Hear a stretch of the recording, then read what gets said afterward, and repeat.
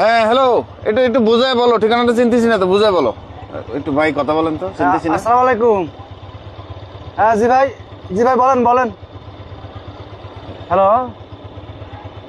ভাই ভাই ভাই ভাই ভাই, আমার কি কি আছে ভাইয়া ওই পকেটে? কি দেখা যায় এটা? এটা কি দেখি? টাকা আছে ভাই কয়টা? দেখি, দেন তো এগুলি। আমার কাছে দেন, আমার কাছে দেন। ওরে বাবা রে, এত ঠিক। আর কি আছে? মোবাইল আছে ভাই। দেন তো। আর কিছু আছে? মানি ব্যাগ আছে ভাই। হ্যাঁ, আর আর না আর কিছু নাই ভাই। আচ্ছা, আমরা সব পরে কথা বলতেছি। হ্যাঁ ঠিক আছে, ঠিকানাটা আগে দেখে আসি। ঠিক আছে। যান যান। দেখুন, কোনো মানুষকে যখন টার্গেট করেছি যে তার কাছে অনেক টাকা আছে, এটা কাজ করতে পারবো, দেখেন অনেক টাকা, মোবাইল, মানি ব্যাগ, তখন তাকে শুধু কৌশলে ধরিয়ে দিয়েছে যে এই ফোনে কথা বলেন, ঠিকানাটা চিনতেছি না। সে ফোনে কথা বলার সময় এই যে ফোনের কাছাকাছি, খুব কাছাকাছি এই শয়তানের নিঃশ্বাস তার ভিতরে প্রবেশ করে, সে আমার নিয়ন্ত্রণে চলে আসে। এর নিয়ন্ত্রণে চলে আসার পরেই তার কাছে থাকা এই সব কিছু কিন্তু আমি সহজেই নিয়ে নিছি।